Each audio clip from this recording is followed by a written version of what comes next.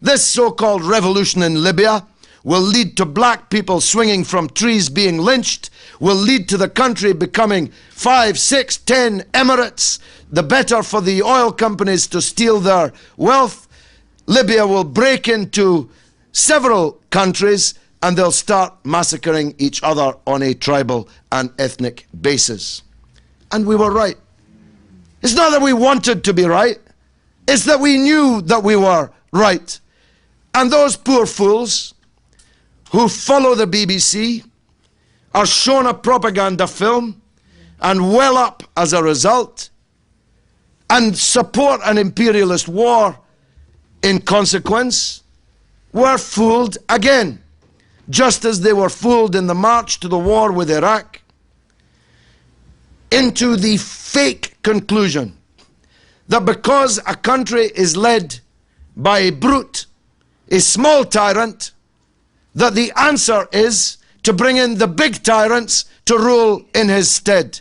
This is a fundamental flaw of Western foreign policy in the region, and more people know it.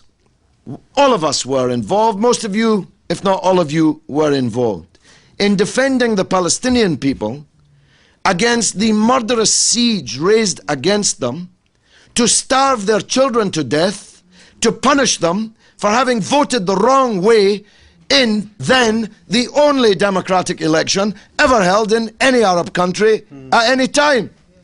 They voted for a party that Britain, America and Israel don't like, so they put on a siege, killed their children by hunger and poverty, and then, when that didn't succeed, launched a murderous war against them, locking the gates on all sides in Egypt and in Israel, the better to rain down bombs upon a defenseless people. And insofar as that small defenseless people had any small arms, they got it from and through Syria and through Iran.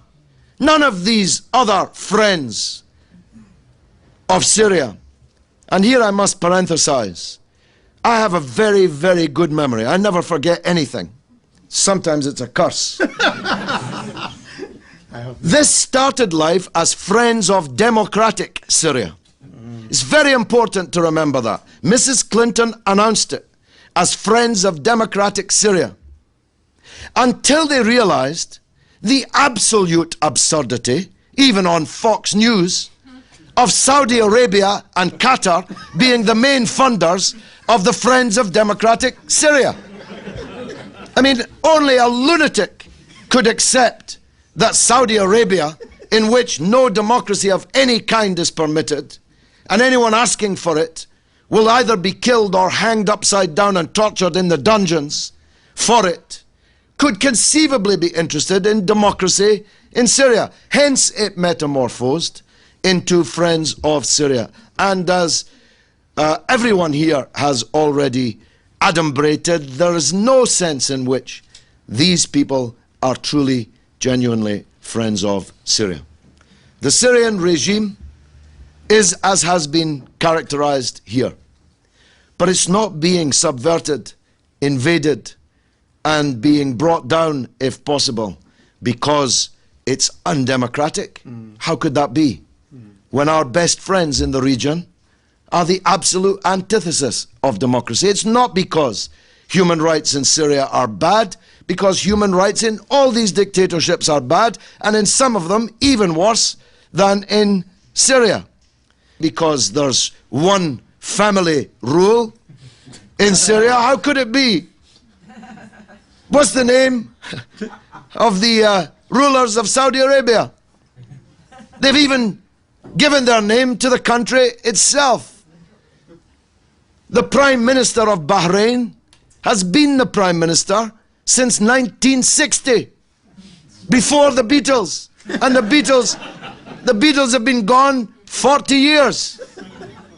He's been the Prime Minister from 1960 to 2012.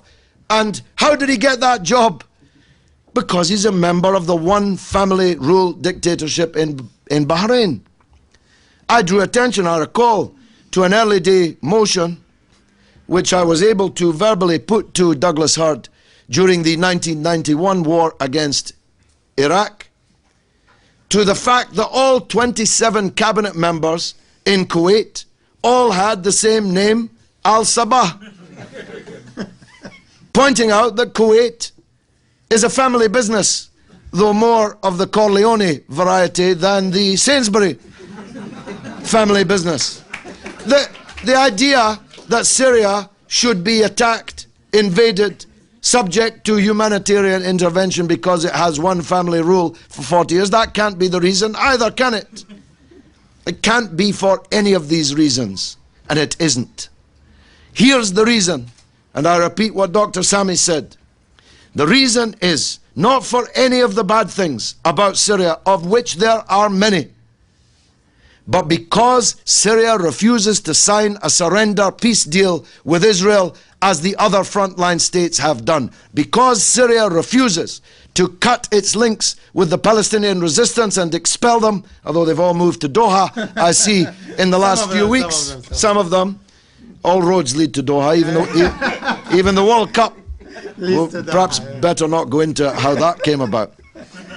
But perhaps it was for the same reasons.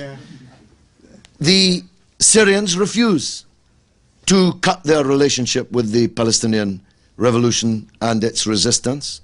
They refuse to cut their relations with the Lebanese national resistance, the only Arab army which ever gave Israel a beating on the battlefield.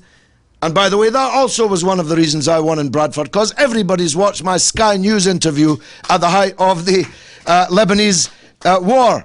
It's a no-brainer. Syria's being targeted because it refuses to be a base for imperialism in the region, because it refuses to agree that Iran is the head of a snake that needs to be cut off and itself invaded and subverted. That's why Mrs. Clinton and William Hague hate Syria, or rather its regime. Now, Jeremy Paxman put to me last night, again, as if it were some kind of accusation, that I had described Syria as the last castle of Arab dignity. The reason why this plot has failed, and believe me, it has failed, is because the Syrian people, not their regime, in fact, the regime for 40 years has been play acting and betraying. The Syrian people are the last castle of Arab dignity. They are the last repository of Arab nationalism in the region and rejection of Zionist occupation and imperialist intrigue. And that's why I hope that the Syrian people can find their way to a peaceful and negotiated solution to this conflict. Assad must go. This is the end of the era of dictatorship in Syria. We cannot have one family, one party, one regime ruling forever in any Arab country, and we will not support it. But we will not support the bigger tyrants invading and intervening to bring down the small ones, because we believe, as real friends of Syria, that that will lead to even more disaster than these dictatorships have caused. I just want to make one or two last points, if I may. The Muslim Brotherhood is not monolithic. It's not monolithic either in the world or even in any one country. And millions, hundreds actually of millions of people are sympathetic to the political perspectives of the Muslim Brotherhood. And what I'm about to say, just like Dr. Sami, is not in any way an attack on them. But I have to ask this Muslim Brotherhood leadership. There are many Arab dictators. Why have you announced a jihad against the one Arab dictatorship that doesn't have an Israeli embassy, doesn't have the Mossad running around the capital city, hasn't signed a surrender peace with Israel, does support the liberation of the Palestinian people with guns and money, does support the Lebanese national resistance? Why have you chosen that dictatorship for your jihad? Aren't there any dictatorships closer to hand that are more close to the line of treason that you might have a jihad against? And I said this to one of the leaders of the Muslim Brotherhood in Jordan. He said, we can't have a jihad in Jordan because it will bring about civil war. So you want a civil war in Syria, but you're not prepared to rise up against your own tyrant because you say the result will be civil war. There's no reason for a revolution to bring about civil war. These dictatorships, rotten as they are, if a united people rise up against them, can defeat them. But if your revolution is pregnant with sectarianism and hatred of minorities, as I believe certain sectors of this Syrian revolution are, how can you expect to unite the people? If the Christians are frightened of you, if the Shiites are frightened of you, if the Alawiyin are frightened of you, if the Kurds are frightened of you, if the Yazidis are frightened of you, if the women are frightened of you, how can you unite the people in a revolution? So correct your line, correct your rhetoric, correct your tactics, and maybe your revolution will be successful. I hope, very much hope, that the Kofi Annan plan of a negotiated transition to democracy in Syria can work. I believe that it can work. I believe that it will work.